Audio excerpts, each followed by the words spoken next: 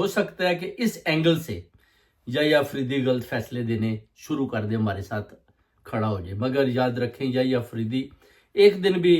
انشاءاللہ آپ کے ساتھ نہ تو کھڑا ہوگا اور نہ آپ کے حق میں فیصلہ دے گا۔ یحییٰ افریدی جو نیو چیف جسٹس ہمیشہ حق اور سچ کا فیصلہ دے گا اور خان صاحب کے حق میں دے گا، اور آپ سب پر انشاءاللہ آرٹیکل 6 لگا کر آپ کی گرفتاریوں کا بھی حکم دے گا۔ ابھی میرے پاکستانیوں وہ ٹائم آ چکا ہے